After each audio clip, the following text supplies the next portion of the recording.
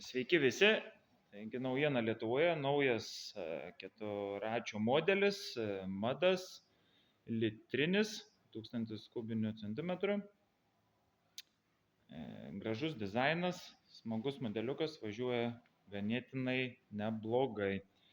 Taip, kas įeina į šitą modeliuką? Tai bedlock ratukai 14 su ventiliuojamais stabdžiais, amortizatoriai reguliuojami, gervė 3,5 tūkstančio LBS su sintetiniu lynu, LED šviesos priekis galas, lankai priekis galas, iškeltas radiatorius,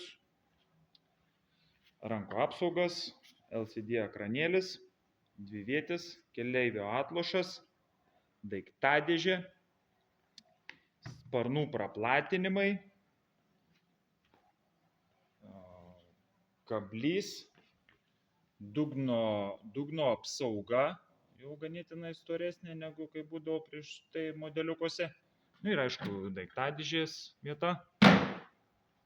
Taip, tai kas įeina į kainą? Į kainą įeina registracija, draudimas, daiktadėžė, kuro filtras, oro filtras, tepalo filtras, stabdžių kaladėlės. Viskas, ką paminėjau, įeina į kainą.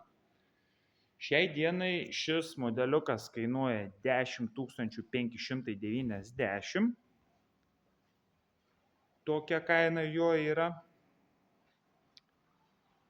Ir šitą modeliuką galite rasti šiai dienai Autopliuse. Pasiieškokite ATV 1000 Kudžiai Motor Mad. Tokį rasite yra.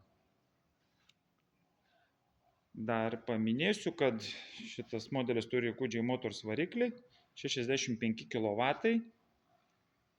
maksimalus greitis 130 tiesiu keliu, ne nukalne, ne įkalne, ne prieš vėją, tiesiu keliu 130.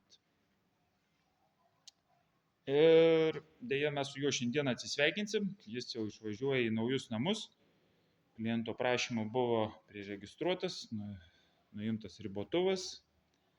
Ir ką, gero jam kelio, o mes laukiame mūsų Autoplius svetainėje apsilankymų, nes turime keletą dar modeliukų be šito. Iki.